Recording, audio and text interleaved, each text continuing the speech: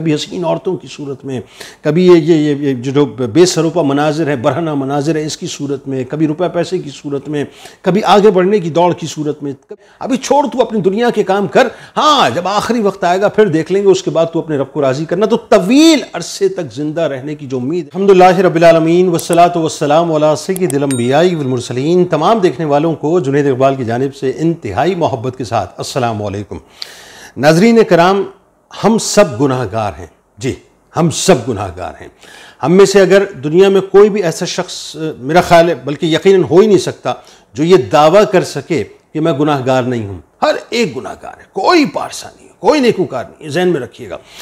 ہر ایک سے گناہ ہوتے ہیں، کسی سے چھوٹے ہوتے ہیں، کسی سے بڑے ہوتے ہیں، کوئی چھوٹے گناہ کرتا ہے، کوئی بڑے گناہ کرتا ہے، لیکن کمال کیا ہے پتہ ہے آپ کو؟ کمال یہ ہے صاحب کہ اگر خدا نہ خواستہ حاکم بدین اگر کوئی بہت بڑا گناہ ہو گیا یا کوئی چھوٹا گناہ ہو گیا تو فوراً اللہ تبارک و تعالیٰ کی بارگاہ سے رجوع کر لیا جائے، اور رجوع کرنے کے بعد اللہ تبارک و تعالیٰ کی بارگاہ میں گڑ گڑا کر معافی مانگ لی جائے۔ آپ یقین مانیے میرا آپ کا رب وہ ہے جس کی رحمت اس کے غضب پر غالب ہے اور ہمیشہ غالب رہے گی۔ ہم اگر اپنے گناہوں کو دیکھیں صاحب کہ اس زمین کی پورائی کے برابر بھی ہم گناہ لے کر اللہ کی بارگاہ میں کیوں نہ جائیں، اگر اشک ندامت کے بہا دیں تو اللہ تبارک و تعالیٰ زمین کی پورائی کے برابر ہمارے گناہوں کو معاف کر دیتا ہے۔ اگر ہم زمین سے لے کے آسمان تک اپنے گناہوں کو پروردگار کی بارگاہ میں کیوں نہ لے کر جائیں، اگر ہم واقعی ندامت کے اشک اللہ کی بارگاہ میں بہا دینا، اللہ تبارک و تعالیٰ اتنا کریم ہے کہ اس کی رحمت تمام گناہوں کو معاف کر دیا کرتی ہے، اور اللہ تبارک و تعالیٰ کبھی کبھی ایسا بھی فرما دیتا ہے کہ ان گناہوں کو نیکیوں کے اندر تبدیل بھی فرما دیا کرتا ہے۔ یعنی قربان جائیے صاحب، قربان جائیے اپنے رب کے اوپر کہ یہاں تک ہوتا ہے کہ اللہ تبارک و تعالیٰ گناہوں کو صرف معاف نہیں کرتا بلکہ اللہ تبارک و تعالیٰ اس زمین پہ، جس زمین پہ ہم گناہ کرتے ہیں نا، اس زمین سے بھی ان گناہوں کو مٹا دیا کرتا ہے۔ اللہ تبارک و تعالیٰ فرشتوں کے کھاتوں سے بھی ان گناہوں کو مٹا دیا کرتا ہے۔ یعنی بالکل اس طرح کی بات ہے کہ بلا تمثیل میں عرض کروں کہ آپ اپنے موبائل فون کے اندر یا اپنے لیپ ٹاپ کے اندر، اپنے کمپیوٹر کے اندر، اپنے ٹیبلٹ کے اندر جو ہے، اگر آپ کوئی ڈیٹا سیو کرتے ہیں اور آپ سمجھتے ہیں کہ اب اسٹوریج جو بہت کم رہ گیا ہے،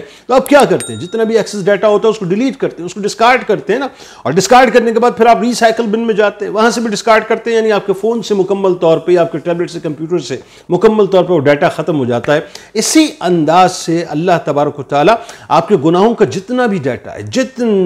ڈیٹا ہے جب آپ اللہ کی بارگاہ سے رجوع کر لیتے ہیں، توبہ کر لیتے ہیں، اور سچی پکی توبہ کر لیتے ہیں، یہ بھی ذہن میں رکھ لیجئے گا۔ یہ نہ ہو صاحب کہ آج گناہ کیا کل توبہ کر لی، پھر آج گناہ کیا پھر کل توبہ کر لی، پھر آج گناہ کیا کل توبہ کر لی۔ ایسی روٹین نہیں بنانی ہے آپ نے، یعنی آپ نے توبۃ النصوح کرنی ہے۔ جب آپ توبۃ النصوح کر لیتے ہیں، اللہ تبارک و تعالیٰ آپ کے تمام گناہوں کو مٹا دیا کرتا ہے، تمام گناہوں کو ڈسکارڈ کر دیا کرتا ہے، ڈیلیٹ کر دیا کرتا ہے اس کو، اور وہ پھر کسی کے ذہن میں بھی وہ گناہ نہیں رکھتا اللہ تبارک و تعالیٰ۔ یعنی کسی کو جو، اگر کسی کے پاس آپ کا ایویڈنس بھی موجود ہوتا ہے، اس ایویڈنس تک کو اللہ تبارک و تعالیٰ جو اسکریچ کر دیا کرتا ہے۔ تو اللہ چاہتا ہے کہ بندہ اس کی بارگاہ میں آ کے توبہ کرے۔ اچھا اب ہوتا کیا ہے آپ دیکھیے گا، اور یہ محسوس کیجئے گا، اس بات پہ مشاہدہ کیجئے گا، توبہ میں ہم کبھی کبھی جو ہے تاخیر کر دیا کرتے ہیں، اور تاخیر جو ہے وہ کسی نہ کسی وجہ سے ہم کر دیا کرتے ہیں۔ اچھا بات یہ ہے کہ تاخیر کیوں کرتے ہیں؟ میں آج آپ کو بنیادی طور پہ 7 وجوہات بتاؤں گا جس کی وجہ سے ہم توبہ میں تاخیر کرتے ہیں، اور اس کا حل بھی انشاءاللہ میں آپ کو سجیسٹ کروں گا۔ میرے ساتھ آپ نے جڑے رہنا ہے۔ پہلی بنیادی بات جو میں سمجھاؤں، جو میری اپنی اسسمنٹ ہے، وہ یہ ہے صاحب کہ ہم گناہوں کے انجام سے غافل ہو چکے ہیں۔ یعنی گناہوں کے انجام سے غافل رہنے کی وجہ سے بنیادی طور پہ ہم توبہ میں تاخیر کرتے ہیں۔ یعنی ہمارے ذہن میں صاحب یہ نہیں ہوتا کہ ہم جس طرف چل پڑے ہیں یا جو گناہ ہم کر رہے ہیں، خدا نہ خواستہ یہ تو آگے بند گلی ہے، اور اس کا نقصان بہت زیادہ ہے۔ اللہ تبارک و تعالیٰ ہمیں بخشے گا نہیں، اور اللہ تبارک و تعالیٰ جو ہے ہمیں سخت عذاب میں مبتلا کرے گا، لیکن چونکہ وہ شیطان کا غلبہ ہوتا ہے، نفس کا بہت زیادہ غلبہ ہمارے اوپر ہوتا ہے، تو ہم گناہوں کے انجام سے جو ہماری اینڈنگ ہوتی ہے، اینڈنگ اسٹوری سے ہم مکمل طور پہ غافل ہو چکے ہوتے ہیں، اور ہمیں نہیں پتہ ہوتا صاحب، یا ہم نہیں سمجھ رہے ہوتے ہیں، نہیں سمجھنا چاہتے اس بات کو کہ ہمارے ساتھ ہونے والا خدا نہ خواستہ کیا ہے، یعنی کتنا شدید عذاب آنے والا ہے یا کتنی شدید ہمیں پکڑ ملنے والی ہے۔ ہم اس سے غافل ہو کے بنیادی طور پہ توبہ کی طرف نہیں جا رہے ہوتے، پہلی وجہ۔ دوسری بات یہ،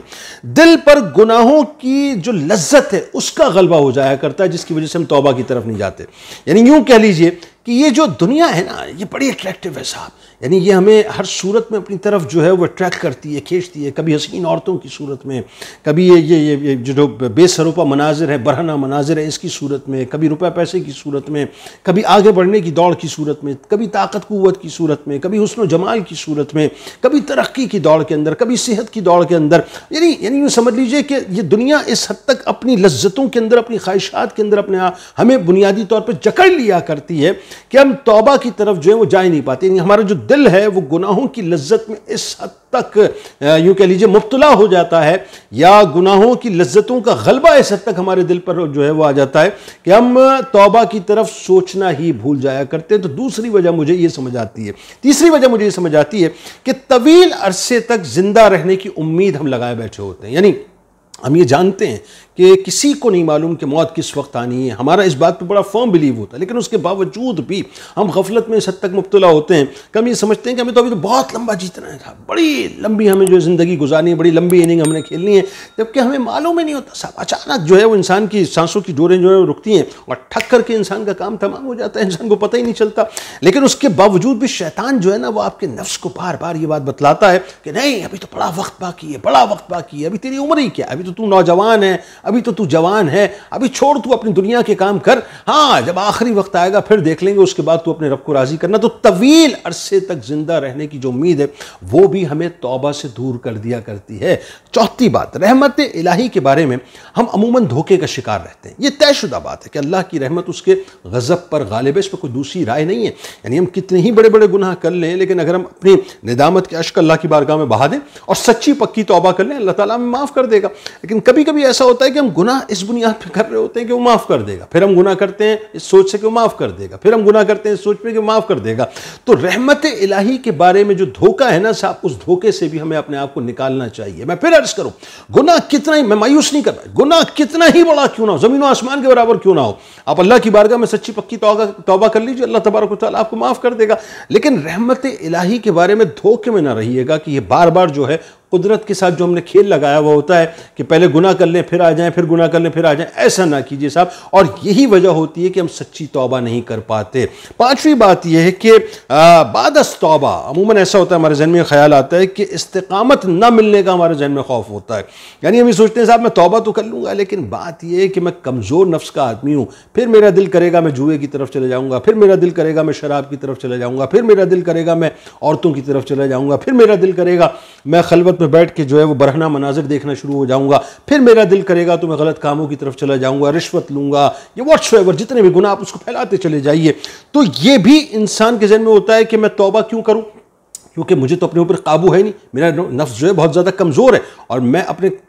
کمزور نفس کے آگے جو ہے سرنڈر مجھے کرنا پڑ جائے گا، ہتھیار ڈالنے پڑ جائیں گے، اس سوچ سے بھی لوگ جو ہیں وہ توبہ نہیں کرتے۔ چھٹی بات یہ ہے کہ کثرت گناہ کی وجہ سے عموماً ہم مایوسی کا شکار ہو جایا کرتے ہیں، ہم یہ سوچتے ہیں صاحب پوری زندگی ہم نے گناہوں میں گزار دی ہے، پوری زندگی ہم نے اتنے بڑے بڑے گناہ کیے، معاذ اللہ اتنے بڑے بڑے گناہ کیے ہیں، اب کیا ہم اللہ کی بارگاہ میں حاضر ہوں گے، اب کیا ہم توبہ کریں گے، اب کیا ہمارا رب ہم سے راضی ہوگا، تو ہمارا رب تو ہم سے راضی ہوگا ہی نہیں۔ تو یہ جو مایوسی اگر کوئی ذہن میں آپ کے ڈالتا ہے نا تو ذہن میں رکھیے کہ وہ آپ کے ساتھ زیادتی کرتا ہے، وہ اللہ کی رحمت سے آپ کو دور کرتا ہے، اور دوسرے لفظوں میں اگر میں کہوں تو بات یہ ہے کہ شیطان آپ کو بنیادی طور پہ مایوس کرتا ہے اور وہ آپ کو اللہ کی رحمت سے دور کرتا ہے۔ لہٰذا ذہن میں رکھیے گا کہ کتنے ہی گناہ کر لیے مایوس نہیں ہونا ہے اللہ کی رحمت سے، لا تقنطوا من رحمت اللہ، اللہ کی رحمت آپ کو پکار رہی ہے، آپ کو اللہ کی رحمت کی طرف جانا ہی جانا ہے اور اللہ سے توبہ کرنی ہی کرنی، کسی صورت بھی اپنے آپ کو مایوسی کا شکار نہیں کرنا۔ اور ساتویں بات یہ ہے کہ توبہ کرنے میں عموماً ایسا ہوتا ہے کہ ہم شرم اور جھجک محسوس کر رہے ہوتے ہیں۔ آپ نے دیکھا ہوگا بہت سے لوگ جو ہیں مجمع میں بھی اگر آتے ہیں، کسی محفل میں آتے ہیں اور اجتماعی طور پہ دعا ہو رہی ہوتی ہے تو عموماً ایسا ہوتا ہے کہ اپنی چہرے پہ رقت نہیں لاتے، آنسوؤں سے روتے نہیں، یا اپنے گھر والوں کے سامنے گھر میں بیٹھ کے بھی جو ہے اس انداز سے اہتمام نہیں کرتے، مطلب ایک جھجک ہوتی ہے، ایک پتہ نہیں کیا اندر ایک انسان ہوتا ہے جو ان کو روک رہا ہوتا ہے ان باتوں سے۔ ذہن میں رکھیے اپنا تعلق اللہ کے ساتھ ایسے رکھیں کہ جب اللہ کی بارگاہ میں حاضر ہونا تو بس تمام ہتھیاروں کو اللہ کی بارگاہ میں ڈال دیں اور کھل کے اللہ کے سامنے اپنے تمام گناہوں کا اقرار بھی کریں، ہاتھ بھی جوڑیں اور اللہ کی بارگاہ میں سر سجود ہو جائے اور رو رو کے اسے منانے کی کوشش کریں. اس کے سامنے شرم محسوس نہ کریں. اس کے سامنے اگر شرم محسوس نہیں کریں گے تو ذہن میں رکھیے گا پھر آپ کو کسی اور کے آگے شرمندہ نہیں ہونا پڑے گا. پھر دنیا کے سامنے آپ جو ہے انشاءاللہ سرخ رو ہوں گے. تو مجھے لگتا ہے کہ یہ 7 باتیں ہیں بنیادی طور پہ، یہ 7 وجوہات ہیں جس کی وجہ سے عموماً ہم توبہ میں تاخیر کر جاتے ہیں. اب میں آپ کو وہ حدیث پاک بتلاتا ہوں جو یوں سمجھ لیجئے کہ اس پوری گفتگو کا کرکس ہے اور اس کا حل ہے، کہ رسول کریم صلی اللہ علیہ وآلہ وسلم نے فرمایا کہ ہر انسان خطا کار ہے. ہر انسان خطا کار ہے. جیسا میں نے ابتدا میں آپ کو بات کہی نا کہ ہم سب گناہ گار ہیں، ہم سب گناہ گار ہیں صاحب. ہر انسان خطا کار ہے. سرکار علیہ السلام فرماتے ہیں اور فرماتے ہیں کہ بہترین خطا کار توبہ کرنے والے ہیں.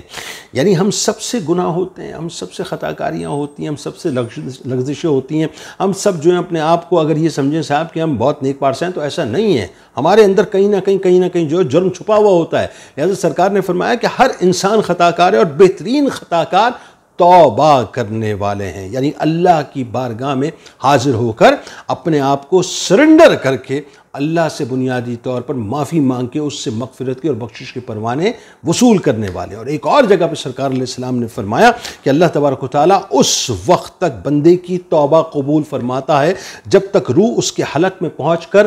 غر نہیں کرتی، یعنی جب تک وہ حالت نظام مبتلا نہیں ہوتا. اب اس کے علاوہ جینے کو اور کیا چاہیے صاحب، اور کیا چاہیے؟ یعنی اللہ کتنا کریم ہے، کتنا رحیم ہے کہ جو آخری موقع ہے نا، بہت سے بوڑھے ایسے ہوتے ہیں صاحب کہ زندگی کے بالکل آخری وقت میں آ کے پھر وہ نڈر ہو جاتے ہیں. وہ کہتے ہیں اب کیا کریں، یا مایوس ہو جاتے ہیں، کیا کریں صاحب، پوری زندگی تو گناہوں میں گزار دی، اب کہاں سے نہیں ایسا نہیں ہے. وہ معاف کرے گا، وہ معاف کرے گا. یہ جو حلق کے اندر غرغر ہونا ہے نا، اور یہ جو حالت نظام میں پہنچنا ہے، اس سے پہلے تک اللہ کی رحمت آپ کو بار بار پکار رہی ہے. بس کرنا کیا ہے؟ کرنا یہ ہے کہ ادھر ادھر نہیں بھاگنا ہے، شیطان کے جال میں نہیں پھنسنا ہے. بس آپ نے توبہ کرنی ہے اور اللہ کو راضی کرنا ہے. اللہ سے توبہ کیجئے، اپنے گناہوں کی معافی مانگیے. میں تو عموماً ایک بات کہتا ہوں صاحب کہ انفرادی طور پہ نہیں بلکہ ہمیں تو اجتماعی طور پہ اور من حیث المجموعی من حیث القوم ہمیں جو ہے توبہ کرنی چاہیے تاکہ ہمارا رب ہم سے راضی ہو جائے. اس دعا، اس امید، اس یقین کے ساتھ اللہ تعالیٰ آپ کا، ہمارا، ہم سب کا حامی و ناصر ہو. اللہ حافظ.